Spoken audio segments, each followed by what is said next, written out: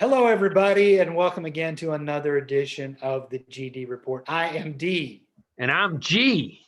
and it's great Hello, to see everybody. great to see everybody. Happy St. Patrick's Day.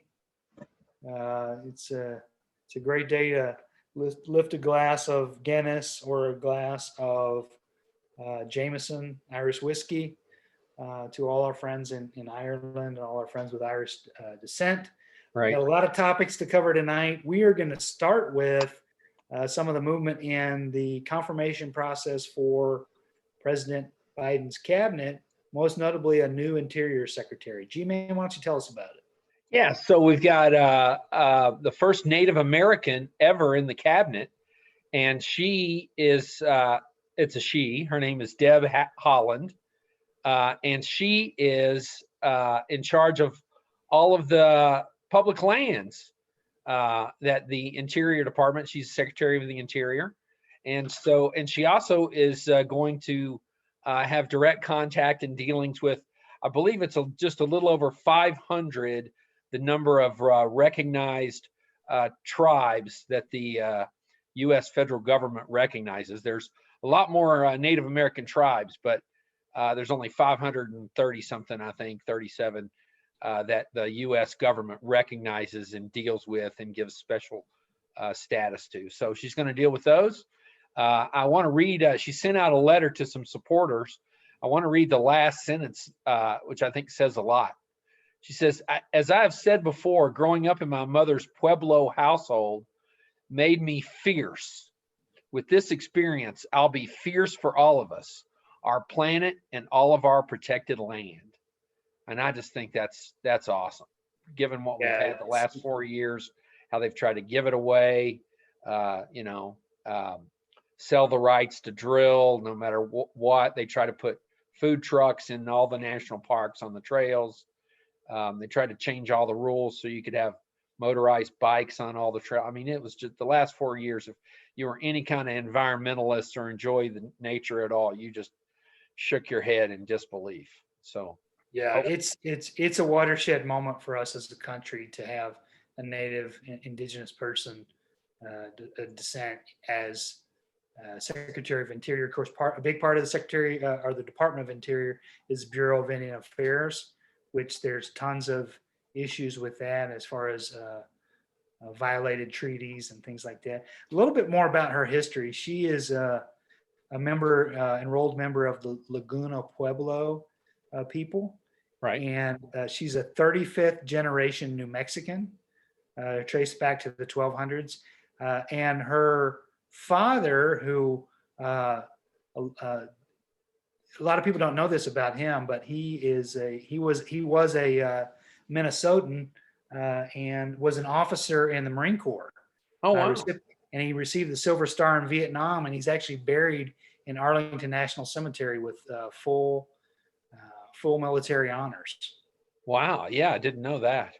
So you look at, I mean, it's just like as a Native person, I can say this that it's incredible to finally see another Indigenous person to be leading that department, and also just I mean, I don't know that you can get a more American story than her with that history she has on both sides of her family, and it's just she's an awesome person, and I look forward to the inclusiveness that she's going to bring to the department. Yeah, I want to make a correction here. I said she's the first Native American to serve in the cabinet. That's not true. She's the second Native American to serve in the cabinet, but she's the first cabinet secretary. Charles Curtis, who served as vice president back in 1931 under Herbert Hoover, was the first Native American in the cabinet. Yes. All right. So exciting. How's the rest of the cabinet confirmation process going? Well, they've confirmed 18. Of course, the his nomination for Office of Management and Budget, which I believe is a cabinet post under Biden. He's yet to replace that position that got canned by our Democratic senator from West Virginia, Joe Manchin. So, Right. but we're up to 18 confirmed. 2.5 months into the administration, and hopefully the rest of them will get confirmed here soon. Yeah, and I want to remind folks that this was the worst transition from one Yeah. presidency to another in quite a long time, maybe since Andrew Johnson.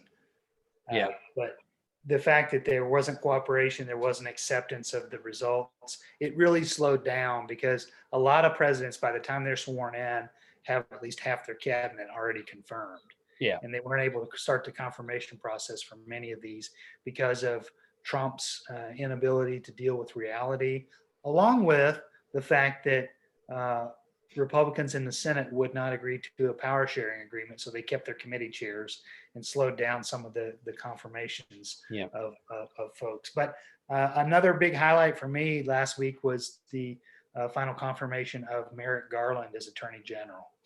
Yeah, and I don't know if you've been following this or not, but you see there have been several arrests for the January 6th insurrection, and some of them are, pretty prominent people. I think there was a couple of state legislators that got arrested. I mean, that Justice Department is getting serious about bringing some people in, and they even arrested a couple people in connection with Mr.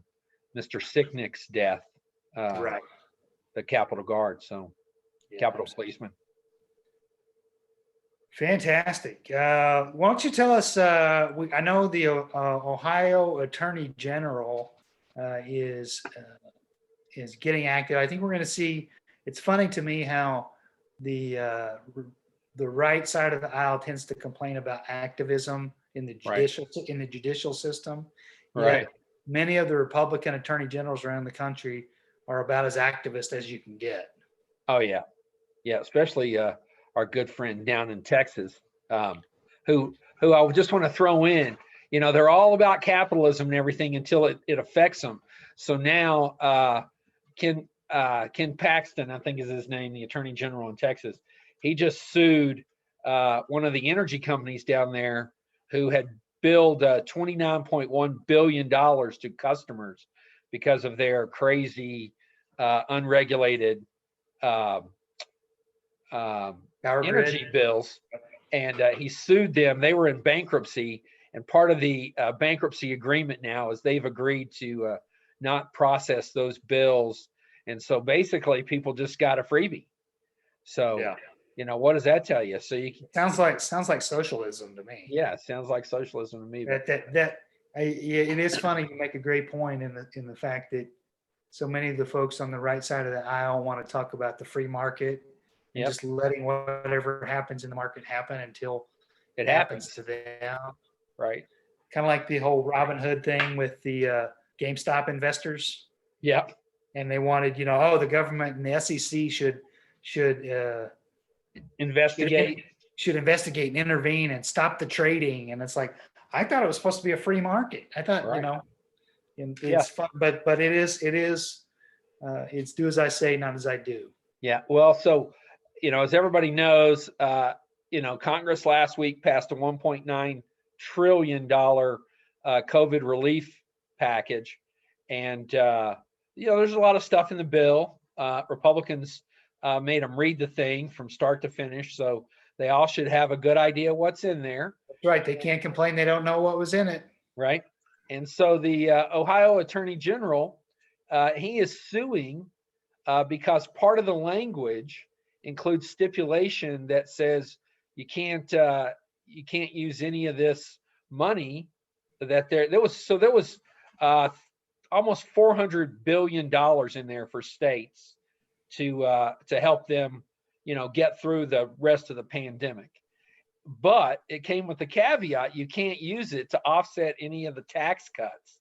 So if your state's hurting because Mr. Trump passed a big tax cut for his rich buddies, you can't use any of this money to offset it. So the Ohio Attorney General says, hey, that basically restricts our ability to reduce taxes. So we're going to sue and see if we can't get that changed. And, with a 6-3 majority at the Supreme Court, they might actually be able to pull that off. Yeah, but I if they do, it'll be a pretty dubious ruling from a standpoint that I don't see how with separation of powers, how the court could really step in there and say that the Congress, the Constitution is very clear that the Congress has the power of the purse. Yep. And so Yes. those states like Ohio are free to cut taxes all they want. They just can't use the money that's in this bill to do it. Right. Sorry, I dropped something. I'll make sure you're okay. So yeah, that was an interesting piece of language that Mr. Schumer, I believe, inserted at the last minute once he realized that there was going to be no Republican votes for it. Right. Which is a smart move in my book. Yeah, I think it was smart. The thing is, Republican mayors and governors across the country are loving this. Yep. It's just the obstinance in Congress that, and I really was kind of disappointed, especially in what I consider the few moderates left, and that would be Mitt Romney and Lisa Murkowski and Susan Collins. I thought at least they'd get those 3 votes. And then I noticed that, speaking of Miss Murkowski, I noticed that the Alaska GOP just voted to censor her. Yeah. So not that no shocker on that one. Yeah, no shocker. But yeah, I agree with you. I thought that they might be able to get a few of those votes, but I'm sure there was a lot of horse trading behind the scenes by Mitch McConnell, Moscow Mitch.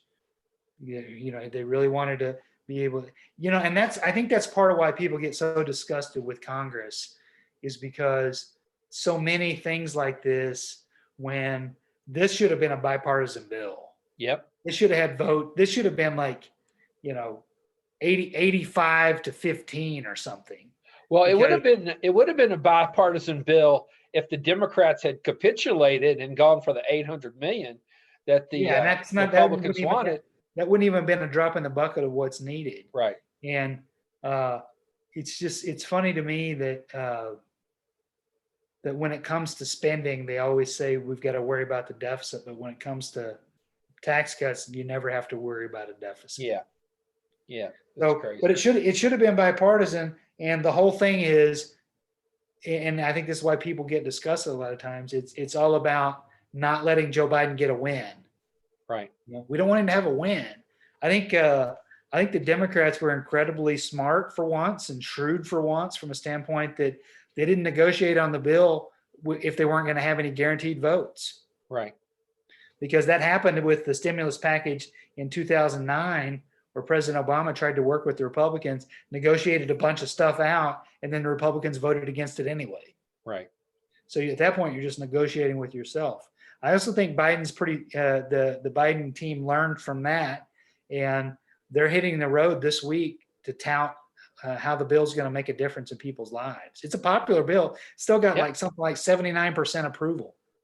Yeah, well, even the most hardened Republican likes to see money drop in their bank account. So yeah, show me the STEMI. Yeah, and it's kind of hard to complain about that. So I mean, you can afford that. They're all complaining about how gas has gone up, and it has. It's not because of Biden like people think. It's because of it's mostly because of U.S. oil investors want to get their money back from 6 years of having low oil prices. But right. But you can afford that $250, $280 gas if you got an extra $1,400 in your bank account from the government. Yeah. All right, what do we got next? Well, you and I have talked a little bit about this in the past, but let's talk about some of the senior members of the Senate. One of my favorites, Mr. Chuck Grassley. So yeah, he definitely is one of your favorites. I know that for a fact. He is going to be up for an 8th. You hear me? 8th. Right. Term in 2022, and he's considering whether to run or not. The Des Moines Register just released a poll where they found 55% of Iowans want him to go ahead and retire. Right. He is 87 years old. No, hold up. He's 86, 8 months and 2 days. Okay, well, I think at the time of his election, he'll be 87 years old. Yeah. By the time his term is over, finishes, if he were to run next time and win next time, he'll be 95. He would be 95. Yeah, And so 55% of Iowans want him to retire, as opposed to only 20. So it's not like 55 and like 45 want him to run.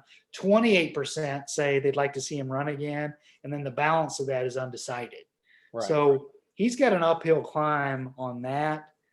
And then even more remarkably, 35% of Republicans say it's time for him to hang up the cleats. Right. I think it's one of those cases where we'll see a lot of those senators have a lot of pride. Some of them want to be the longest serving member, and they want to compete for that. Dianne Feinstein in California has experienced a little bit of the backlash by some of her members, and Mr. Grassley probably has to think about that a little bit, because as Miss Feinstein's memory and some of her statements have failed a little bit over the last few years. During the Amy Coney Barrett confirmation process last fall, Right. she made a lot of comments that really caused the Democratic Party to get really upset with her about what an open and fair process it was, and she seemed confused at times during the hearing. And so I think you have to think about, and Senator Grassley has to think about, going out on his own terms, going out with dignity. Right. But it is DC we're talking about. Yeah. Well, Feinstein is she's 2 months and 25 days older than him. Right. And she came to Congress, I want to say in 71. She's been a senator since 92. But Chuck Grassley, he came to Congress as a member of the House in 1974. So that's 46 years ago, I believe, if I did my math correctly. I did that right. Yeah, he has been there a while. Yeah. I was trying to look up Feinstein here. Let's see. She came in 92, so she was elected to the Senate. Yeah, she was mayor of San Francisco before that. She was actually a member of the board of supervisors. She's the person who found Harvey Milk when he'd been shot. Right. So yeah, a lot of decisions for Mr. Grassley to make. And while we're talking about Senate, I'm going to throw a little curveball at you. Your other favorite senator, you got a lot of favorites, so it's really hard for me to narrow it down. But I'll say one of your other favorite senators, Ron John from Wisconsin, was in the news this week. Ron Johnson, for saying that he never felt threatened during the insurrection because these were all peace-loving supporters of America who support the police. Right. And he never felt threatened, even though they were beating police officers. They were spraying police officers with bear spray. Right. Some were carrying weapons. They killed one police officer. Right. They beat them with hockey sticks, American flags, Blue Lives Matter flags. Injured over 100. So, but they're peace-loving, lovers of democracy. Right. Love this country. Ron John, yeah, a little Yakov Smirnoff there. I love this country. Right. And he would have only felt threatened if the tables had been turned and President Trump had won re-election and the protesters were Black Lives Matter protesters and Antifa. Yeah. And now he's trying to walk. Now he's not walking it back. He's doing what all good conservatives do, which is when they step in it, is claiming that he's the victim now. Oh, right. He wrote a column in the Washington Post saying that people are playing the race card against him, and what he said wasn't racist at all. How could it not be? That was the most racist thing I've read in a long time.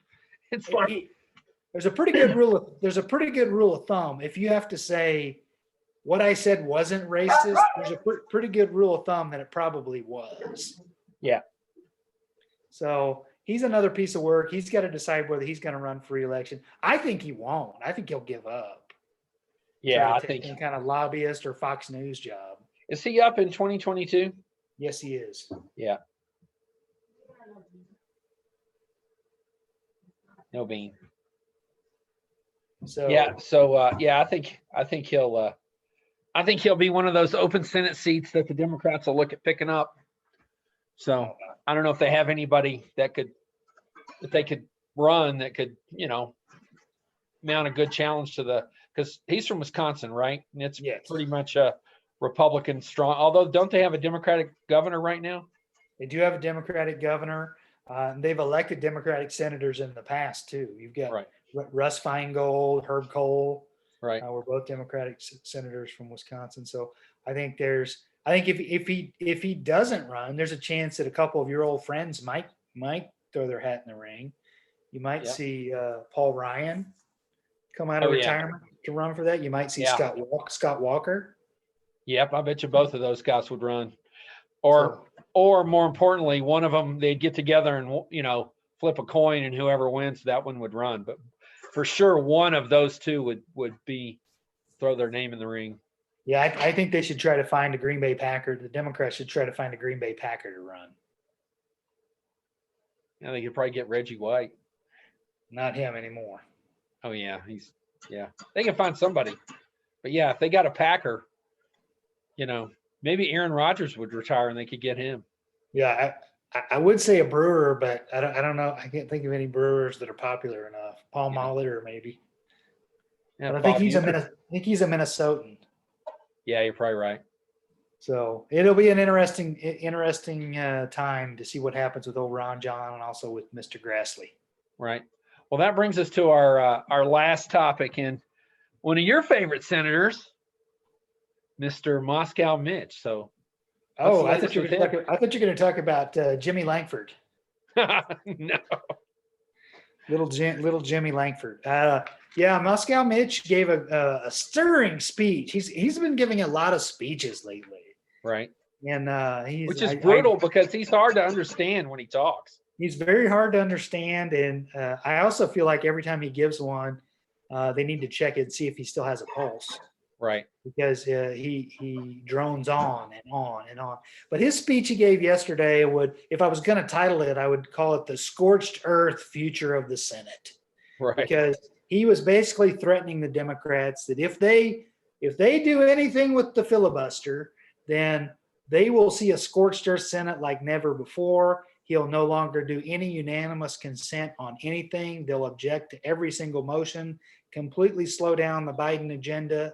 And so basically, as I told you on the pregame show, his threat is this: if you stop me from blocking Joe Biden's agenda, then here's what I'm going to do. I'm going to block Joe Biden's agenda. Right. So he's trying to come up with some kind of a Godfather offer that they can't refuse. Right. I'd call his bluff. I'd be like, I would too. Buddy. Well, I think the first step, there's a couple of, there's more options that Democrats have than people realize. Obviously, they could nuke it and just say, no more filibuster at all. Right. So they could do that. They also could go back to the original filibuster rules, which I think was probably the most likely thing. Joe Manchin has indicated that he'd be open to that, which is you want to filibuster, then you get your butt to the floor. It's a standing filibuster. You have to debate, and it has to be germane to the bill at hand. Right. So if you're trying to block SR1, which is the Senate version of HR1, the John Lewis Voting Rights Act, you're trying to block that. You have to continuously speak on the floor of the Senate about voting rights. Right. You can't get up there like Ted Cruz, because people can object and read green eggs and ham and things like that. Right. So it's a full standing filibuster, and they have to be there. They can't just invoke cloture and say there's not 60 votes. It's on them to come up with 40 votes. Right. Against. 41 actually to be against it. And they have to, and the Democrats could call the vote at 3:00 in the morning. They could call it anytime they wanted to on that. Right. Yeah, I'm in favor of that. I think that's, aside from just blowing it up, which they can't do now because of Manchin, he's not going to let them. So he's going to be they said he's the most powerful man in the Senate, and it's true. He's going to hold up what he wants to hold up, and he's going to approve what he wants to approve. And if they don't get his vote because everything's tied, then the Democrats are just out of luck. Well, and all he has to do is threaten and say, well, if you push me too hard, then I'm just going to go become a Republican, and Moscow Mitch becomes majority leader. Yeah. So they're really kind of walking a fine line for 2 years until they can get some more votes in the Senate. So Yeah, and then if that happens, he better buckle his seatbelt. Yeah. But there's another option that they have on the table, which I hadn't heard. So the standing rules of the Senate, where they have to actually filibuster it, I think that's a great option because when those rules were in place, and it was from like 1890 to like 1986 or something, it was a long stretch.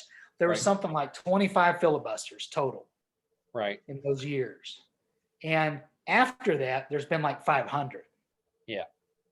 because they're not really filibustering. They're just saying a cloture vote. And because we don't have 60 votes, you can't move forward. Right. So I think that's a great option. There's also the ability where they could do what's called a carve out, and they could stipulate that certain types of laws are not eligible for a filibuster.